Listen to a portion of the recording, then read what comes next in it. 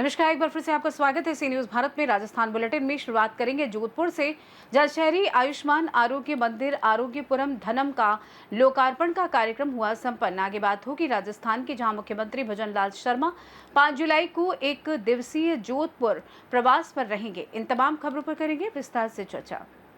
Ward number 33 milkman colony में शहरी आयुष्मान आरोग्य मंदिर आरोग्यपुरम धनम के लोकार्पण कार्यक्रम का आयोजन किया गया। इस अवसर पर मुख्य अतिथि विधायक देवेंद्र जोशी ने लोकार्पण किया। कार्यक्रम में वार्ड नंबर 33 के पार्षद घनश्याम भाटी सहित भारतीय जनता पार्टी के जोधपुर शहर अध्यक्ष राजेंद्र पालीवाल, उप महापौर किशन लड्डा और समाज के गणमान्य सदस्य उपस्थित रहे। कार्यक्रम के दौरान पार्षद घनश्याम भाटी ने सभी अतिथियों का मालार्पण, साफा एवं मोमेंटो देकर स्वागत किया। उन्होंने बताया कि इस अस्पताल को 5 डॉक्टरों की एक अनुभवी टीम चलाएगी। मुख्य अतिथि विधायक देवेंद्र जोशी ने कहा कि इस साल अस्पताल के माध्यम से यहां की जनता को राज्य सरकार की योजना के तहत पूरी तरह से निःशुल्क उपचार की सुविधा प्राप्त होगी। कार्यक्रम में समाज के युवा वर्ग, महिला शक्ति और विभिन्न सामाजिक संगठनों ने बढ़ चढ़कर हिस्सा लिया। अंत में पार्षद घनश्याम भाटी ने सभी उपस्थित मेहमानों का धन्यवाद दिया। मिल्कमैन कॉलोनी वार्ड नंबर 33 नगर निगम दक्षिण में श्रीमान विधायक महोदय देवेंद्र जोशी जी के कर कमलों द्वारा वार्ड के अंदर शहरी आयुष्मान आरोग्य मंदिर आरोग्यपुरम धर्म का शिलान्यास उद्घाटन लोकार्पण किया गया है, जिसमें हमारे आम जनता को बगैर पैसे निःशुल्क चिकित्सा सुविधा मिलेगी। जैसे कि आज कभी भी कोई बीमार हो जाता है, डॉक्टर के यहाँ जाता है तो कम से कम 500 रुपये बगैर उसका इलाज नहीं हो पाता है और प्रथम चिकित्सा नहीं हो पाती है। तो ये यहाँ पे बिल्कुल निःशुल्क है सेवा। इसमें कोई राज्य सरकार द्वारा ये चलाया जा रहा है। इसमें 400 तरह की दवाएं दी जाएगी और एमएलए साहब ने टेस्टिंग के लिए और भी कुछ आज यहाँ घोषणा की है। उन्होंने कहा आप हमारे को लेटर देना, तो हम यहाँ और भी व्यवस्था और चालू कर देंगे।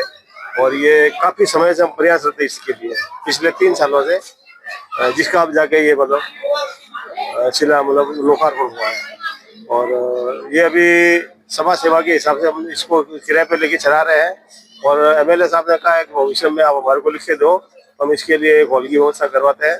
एमएलए से फंड से होगा, नहीं तो हम यहाँ पे आवासों द्वारा इकट्ठा करके हॉल बना के उसमें ये जो गरीब तबके की जनता है उसके लिए बहुत ही फायदे की चीज है, बहुत ही फायदे का सौदा है। आज के समारोह में जिलाध्यक्ष श्रीमान राजेंद्र जी पालीवाल साहब, पूर्व महामंत्री जिला महेंद्र जी मेघवाल, उप महापौर किशन जी लड्डा, पूर्व उपाध्यक्ष जिला नरेश जी सुराणा, हमारे रांची समाज के अध्यक्ष श्रीमान राजेंद्र जी सोलंकी, श्रीमान किशोर चंद जी भाटी साहब, CMHO किशोर सिंह शेखावत साहब, डिप्टी CMHO, काफी संख्या में लोग बाग पधारे और मोहल्ले के भी काफी लोग बाग यहाँ इकट्ठा हुए और प्रोग्राम में अच्छी तरह से मतलब अपनी शिरकत पेश की।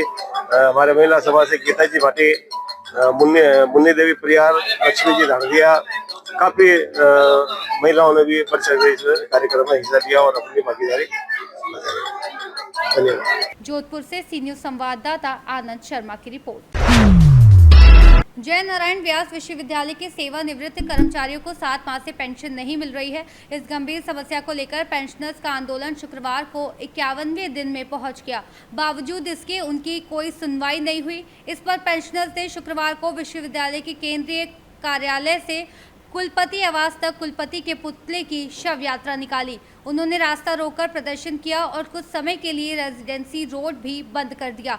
इसके बाद पुतले का दहन भी किया गया। पेंशनर्स का कहना है कि वर्तमान कुलपति और अधिकारी उनकी समस्याओं को अनदेखा कर रहे हैं, जबकि सरकार भी कोई ठोस कदम नहीं उठा रही है। वे पिछले दिनों मुख्यमंत्री भजनलाल शर्मा से भी मिले, लेकिन समस्या जस की तस बनी हुई है।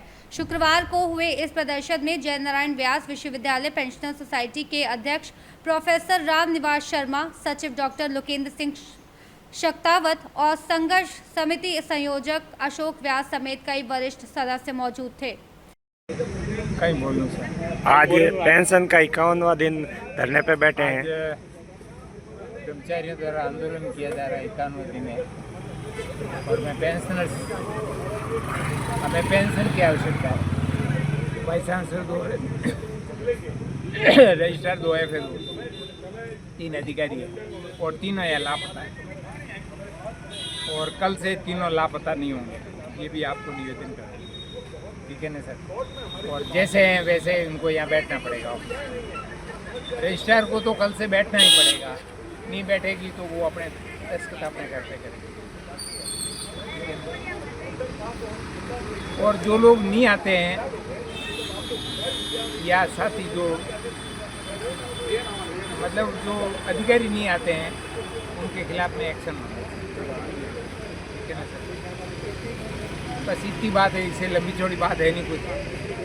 पेंशन हमारा हक बनता है, हमें समय पे पेंशन मिलनी चाहिए और कर्मचारी साथियों को पेंशन समय पे मिलनी चाहिए, ये सोच है। धन्यवाद। जयनारायण व्यास विश्वविद्यालय पेंशनर सोसाइटी और पेंशनर संघर्ष समिति का संयुक्त रूप से धरना और प्रदर्शन का आज 51वां दिन था। हमने बहुत कोशिश की कि ये हम इस स्थिति पे नहीं पहुंचे, लेकिन न तो राज्य सरकार के कान पे जू रेंग रही है और विश्वविद्यालय प्रशासन तो नदारद ही है। ऐसी सूरत में हमें आज मजबूर होकर के कुलपति का पुतला जलाया गया, उसका दाह संस्कार किया गया। विश्वविद्यालय मेन कैंपस से निकल करके और करोड़ा सर्किल से होके कुलपति के घर गए।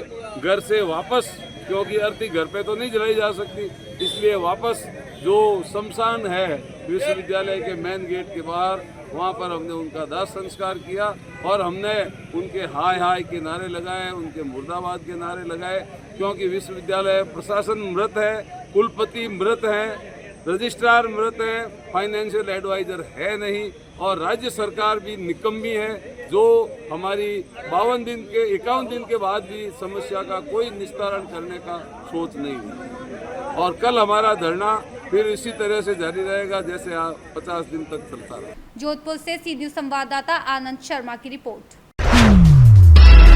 शेरगढ़ के सोइंतरा गांव में पंडित दीनदयाल उपाध्याय अंत्योदय संबल पखवाड़ा शिविर का करेंगे अवलोकन। राजस्थान के मुख्यमंत्री भजनलाल शर्मा शनिवार 5 जुलाई को जोधपुर जिले के प्रवास पर रहेंगे। निर्धारित कार्यक्रम के अनुसार वे दोपहर 1:05 शेरगढ़ के सोइंतरा पहुंचेंगे। मुख्यमंत्री भजनलाल शर्मा दोपहर 1:15 पर पंडित दीनदयाल उपाध्याय अंत्योदय संबल पखवाड़ा के अंतर्गत सोइंतरा में आयोजित जन कल्याणकारी शिविर का निरीक्षण करेंगे तथा शिविर में लाभान्वितों से संवाद करेंगे। निरीक्षण उपरांत मुख्यमंत्री दोपहर 2:20 पे सोइंतरा से प्रस्थान कर 2:45 पर जोधपुर एयरपोर्ट पहुंचेंगे तथा 2:50 पर जयपुर के लिए प्रस्थान करेंगे।